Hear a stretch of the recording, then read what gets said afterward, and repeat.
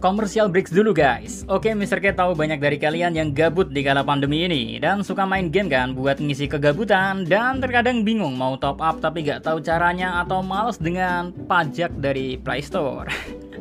Tenang, Mr. K ada solusi jitunya. Cukup ketik aja vouchergame.id di Google ya. Ulangi, vouchergame.id. Kalau udah, kalian bisa lihat-lihat dulu mau top up game apa. Contohnya Mr. K ini, mau top up game mainstream, Mobile Legend. Sebuah game buat ngelatih kesabaran untuk tidak misu.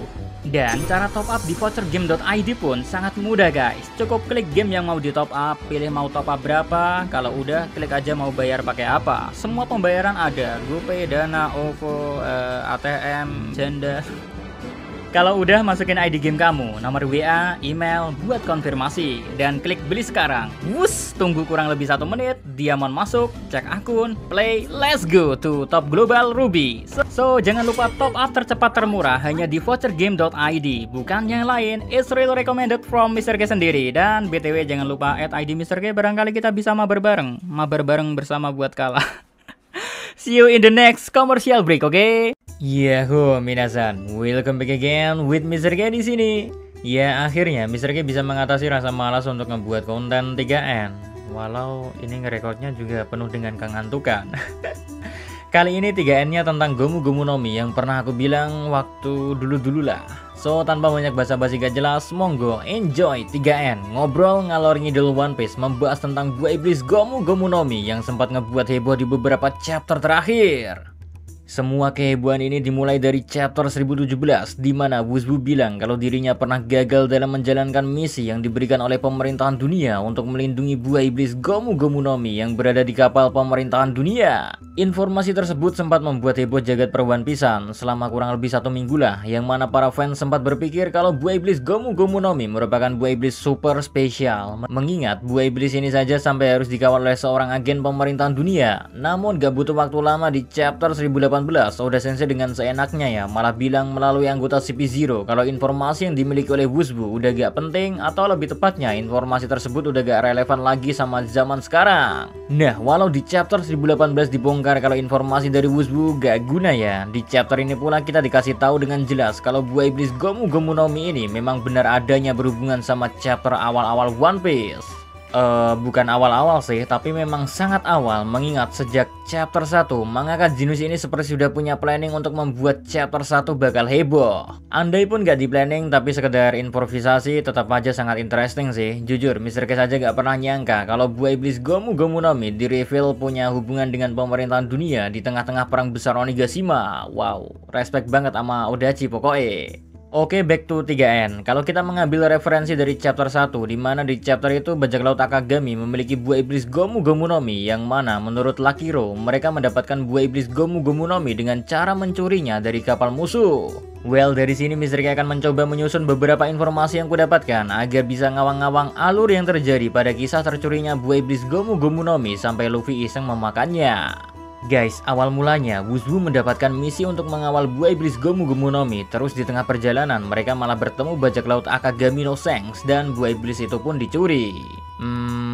Yang masih belum jelas di momen tersebut adalah belum terungkapnya apakah pertemuan antara bajak laut Akagami dengan kapal pemerintahan dunia yang dikawal Wuzbu merupakan sebuah kebetulan belaka atau memang sudah terencana. Soalnya kalau kita lihat saat momen Shanks yang meminta Luffy memuntahkan buah itu, Shanks terlihat sangat mengetahui tentang buah iblis Gomu Gomu no Mi, mulai dari nama hingga kekuatan yang bisa membuat orang yang memakannya memiliki kemampuan layaknya karet. Disinilah sedikit kecurigaan tentang bajak laut Akagami memang mengincar buah iblis Gomu Gomu no Mi sedikit muncul, karena meski mereka sudah mengetahui kekuatan dari buah iblisnya, tapi mengapa tidak ada satu orang pun dari kelompok Akagami yang memakan buah iblis itu? Dan kesampingkan masalah kelompok bajak laut Shanks, orang-orangnya udah terlalu GG dan gak butuh buah iblis ya. Jadi gak seru malah 3N-nya kalau berdebat dengan problem overpower imajinasi tentang Shanks yang masih berkeliaran hingga saat ini. Pokoknya kesampingkan masalah itu dulu, karena ini hanyalah 3N, ngobrol, ngalor, ngidul, yang bisa dianggap juga ngawur. Oke, back to topic. Kelompok Shanks kan gak ada yang makan buah iblisnya, padahal mereka tahu tentang nama dan kekuatan apa yang ada dalam buah iblis Gomu Gomu no Mi. Ada apa ini sebenarnya? Takutkah salah satu dari mereka memakannya?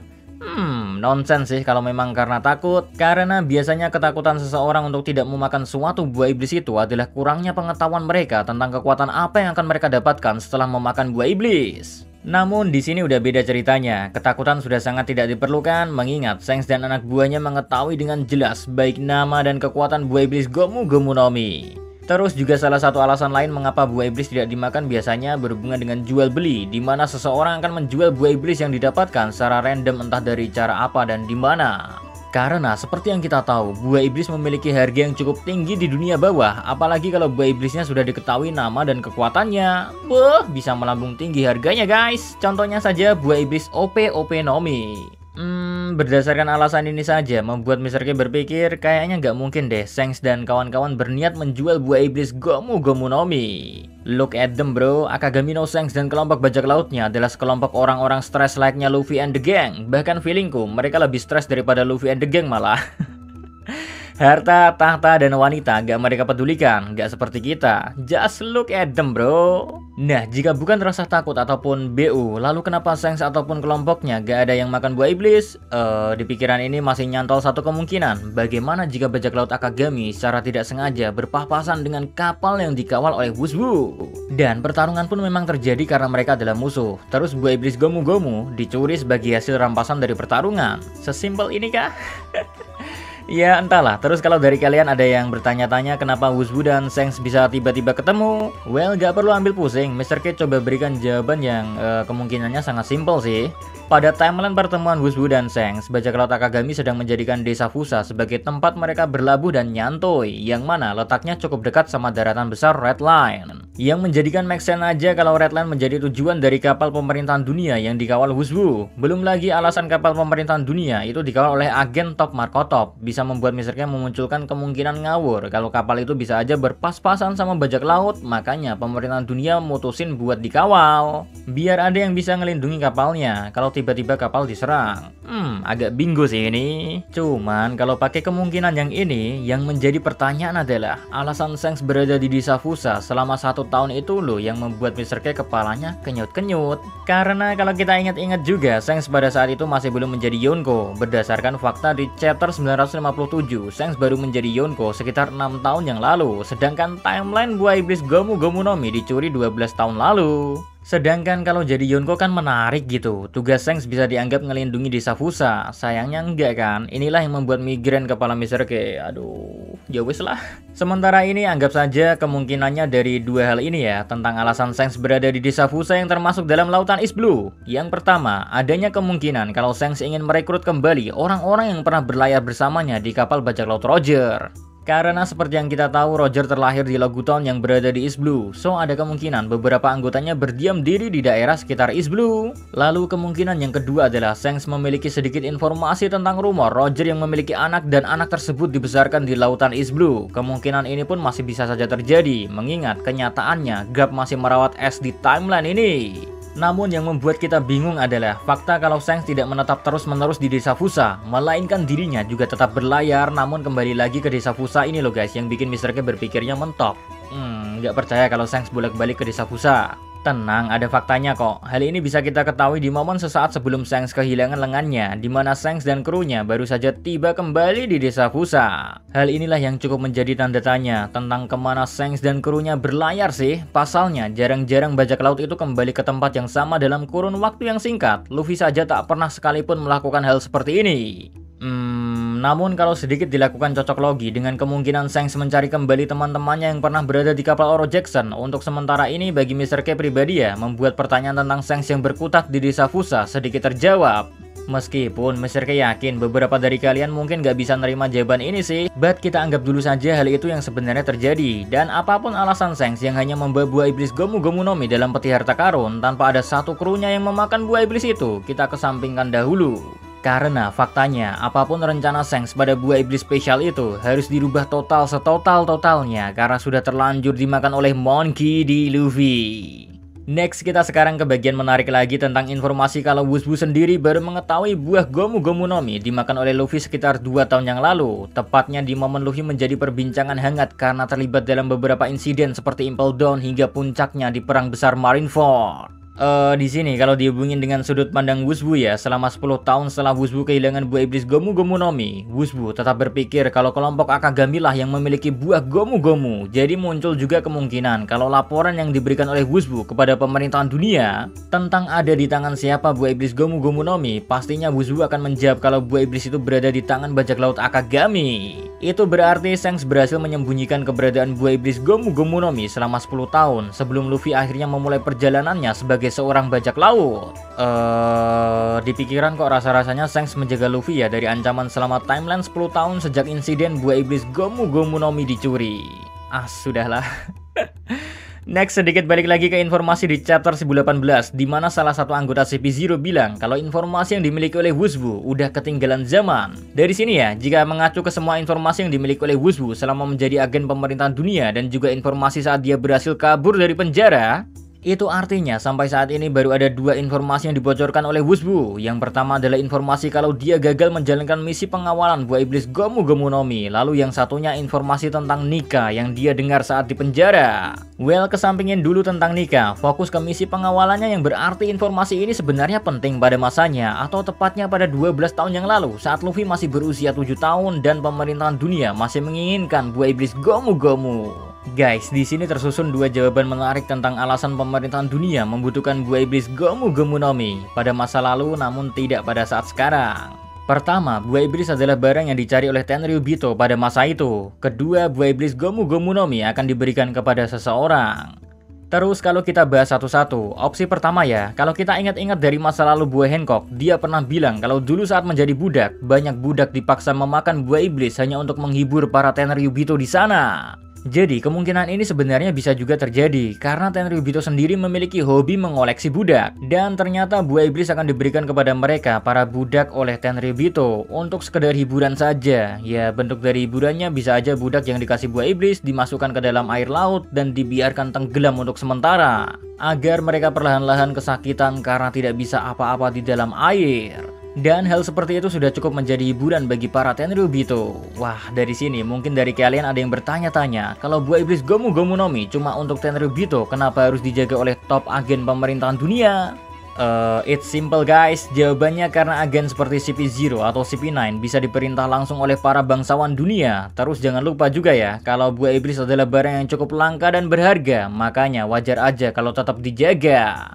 Lalu untuk kemungkinan kedua yang mana buah iblis Gomu Gomu no Mi sudah diincar oleh pemerintahan dunia dan sepertinya akan diberikan kepada seseorang. Kayaknya ada hubungannya sama potensi kekuatan dari buah iblis Gomu Gomu no Mi itu sendiri. Nah, sedikit balik ke belakang ke awal saat buah Gomu Gomu no Mi dicuri, terus dihubungkan dengan fakta kalau Wusbu baru tahu kalau Luffy lah yang memakan buah iblis itu. Besar kemungkinan yang terjadi pada Wusbu setelah dia dikalahkan oleh bajak laut Akagami, Wusbu kayaknya ditangkap dan disuruh melapor kepada Gorose tentang apa yang terjadi dan siapa pelaku penyerangannya. Lalu setelah mendapatkan semua informasi yang dibutuhkan, Gorose pun menjatuhkan hukuman penjara kepada Wusbu karena dianggap gagal menjalankan misi yang diberikan kepadanya. Makanya Wusbu berakhir di penjara dan akhirnya dia memutuskan untuk melarikan diri dan berakhir menjadi Tobiropo di Beast Pirates. Sementara Gorose sendiri setelah mengetahui informasi tentang bajak laut Akagami yang melakukan pencurian, kayaknya mencoba mengkontak Shanks entah untuk alasan apa. Soalnya fakta saat Shanks terlihat bertemu dengan Gorose saat referee sedang berlangsung memperlihatkan kalau pertemuan antara Shanks dan Gorose di sana ya bukanlah sebuah pertemuan yang baru saja terjadi untuk pertama kalinya.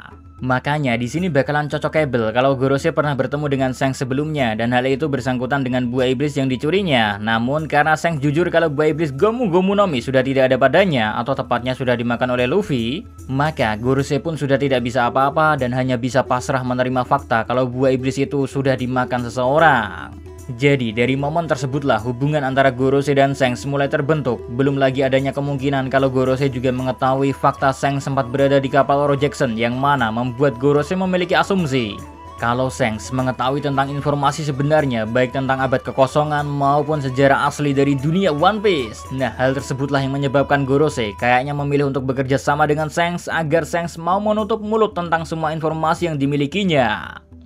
Dari sini mungkin juga kalian bertanya-tanya, waduh Mr. K kok bajak laut sekelas Shanks mau nurut sama Gorose? Eits, tahan bos, kalau Mr. K sendiri ngelihatnya Shanks itu bukan tunduk ataupun takut, tapi Shanks sebenarnya hanya mengambil keuntungan saja dengan adanya kerjasama dengan Gorose, sambil Shanks menunggu Luffy menjadi raja bajak laut. Ya, beberapa dari kalian mungkin ada yang belum paham ya, tapi maksudnya menunggu Luffy menjadi raja bajak laut adalah kalau kalian ingat Roger pernah bilang, kalau dia yang sekarang meski sudah mengetahui semua informasi ini, dia tetap tidak bisa melakukan apa-apa. Nah, Shanks sendiri kayaknya tahu mengenai perkataan dari mantan kaptennya itu dan percaya sambil menunggu seseorang yang memang tepat seperti kata kaptennya. Dan Shanks pun melihat kalau Luffy kayaknya adalah orang yang tepat seperti yang dikatakan oleh mantan kaptennya Roger pada masa lalu. Makanya saat Shanks melihat tekad yang mirip Roger berada di diri seorang anak kecil bernama Monkey D. Luffy, Shanks langsung mempercayai anak tersebut sambil memberikan topi jerami yang juga dulunya diberikan oleh Roger kepada Shanks. Menariknya lagi, simbol topi jerami juga kayaknya memiliki makna tersendiri, mengingat kita juga melihat seseorang bernama Im Sama memiliki sebuah topi jerami yang mirip seperti milik Luffy, hanya saja memiliki ukuran yang lebih besar. Topi jerami ini bisa saja menjadi simbol kebangkitan atau terbitnya suatu cahaya yang akan memberikan cahaya kebenaran tentang apa yang selama ini terjadi di abad kekosongan. Tapi buat lebih lanjutnya kayaknya butuh pembahasan tersendiri yang berfokus ke makna dari topi jeraminya. Ini aja udah panjang dan lama. Kalian senang, Mr. K lemes rek, guru aneh. Lanjut kita balik lagi fokus ke potensi kekuatan dari buah Gomu-Gomu yang kemungkinannya membuat pemerintahan dunia tertarik. Sebenarnya kemungkinan tersebut juga didukung oleh beberapa momen yang sudah terjadi di One Piece. Kalau kalian ingat di Arc Dressrosa saat Luffy sedang bertarung dengan Doflamingo, ada Jesus Bargis yang tiba-tiba muncul kembali dan dikonfirmasi oleh Koala ya kalau Bargis ternyata mengincar Luffy. Dari momen itu saja kalau kita ingat-ingat ya, bajak laut Kurohige memang sedang mencoba menaikkan kekuatan dari setiap krunya dengan cara mencuri buah iblis dari pengguna sebelumnya, misalnya aja buah iblis milik Shirohige dan Absalom. Menariknya, bajak laut Kurohige kayaknya gak ngincar buah iblis yang mereka mau secara acak, karena Kurohige sendiri memang memiliki pengetahuan tentang beberapa buah iblis karena sempat mempelajari hal itu. Jadi kayaknya alasan Bargis mengincar All Bakasencho juga ada kaitannya dengan perintah dari Kurohige yang sebenarnya mengetahui kalau buah iblis Gomu-Gomu no Mi menyimpan potensi kekuatan yang sangat besar.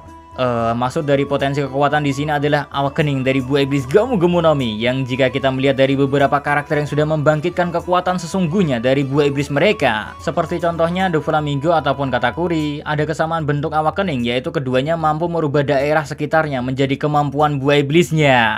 Contohnya, Doflamingo mampu merubah tanah maupun bangunan menjadi benang, sementara Katakuri di chapter 822 juga melakukan hal yang sama, yaitu merubah tanah menjadi mochi. Menariknya lagi, baik Doflamingo dan Charlotte Katakuri, keduanya memakan buah iblis tipe Paramecia, sama seperti jenis buah iblis milik Luffy. So, untuk pembahasan awakening Gomu-Gomu no Mi, next time aja ya. See you again next time, don't be mad with me, okay? Adios ya Caramelo, stay safe everyone, salam.